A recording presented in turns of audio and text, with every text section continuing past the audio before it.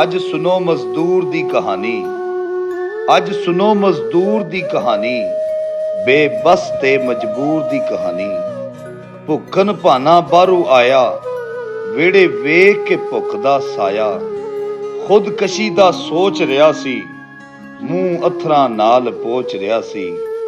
ਪੱਗ ਆਪਣੀ ਦਾ ਫਾਹ ਬਣਾ ਕੇ ਡਿੱਗਣ ਲੱਗਾ ਗਲ ਵਿੱਚ ਪਾ ਕੇ। 8 ਸਾਲਾਂ ਦੀ ਧੀ ਨਵਾਣੀ, ਇਸੇ ਉਮਰੇ ਬਣੀ ਸਿਆਣੀ।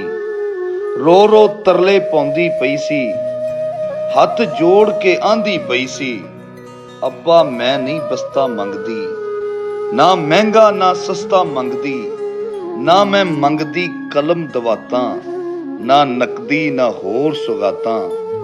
ਅੱਬਾ ਮੈਂ ਨਹੀਂ ਗੁੱਡੀ ਲੈਂਦੀ, ਬੁੱਤ 'ਚ ਜਾਨ ਵੀ ਪਾਉਣੀ ਪੈਂਦੀ।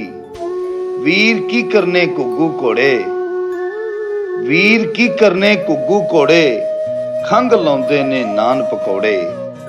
ਲੱਚਾ ਕੱਟਾ ਤੇ ਕਬਾਬ, ਮੈਦਾ ਅੱਬਾ ਕਰਨ ਖਰਾਬ। ਮੈਂ ਵੱਲ ਕਰ ਧਿਆਨ ਵੇ ਅੱਬਾ, ਅਕਲ ਮੇਰੀ ਨੂੰ ਜਾਨ ਵੇ ਅੱਬਾ। ਅੱਬਾ ਵੇਖ ਮੈਂ ਮਿਹਨਤ ਕੀਤੀ, ਜੋੜ ਪਟੋਲੇ ਚੁੰਨੀ ਸੀਤੀ। ਮੈਂ ਤੇ ਵੀਰ ਨੇ ਗੱਲੇ ਤੋੜੇ, 110 ਰੁਪਈਏ ਜੋੜੇ। ਇਹ ਲੈ ਫੜ ਤੇ ਜਾ ਬਜ਼ਾਰੇ, ਕੰਮ ਕਰਾਂਗੇ ਰਲ ਕੇ ਸਾਰੇ। ਗੁਬਾਰੇ ਲੈ ਕੇ ਛੇਤੀ ਆ ਕੇ ਮੇਰੇ ਹੱਥ ਫੜਾ। ਅੱਬਾ ਰਲ ਕੇ ਸਾਵਾਂ ਭਰ ਲਵਾਂਗੇ, ਵੇਚ ਗੁਜ਼ਾਰਾ ਕਰ ਲਵਾਂਗੇ।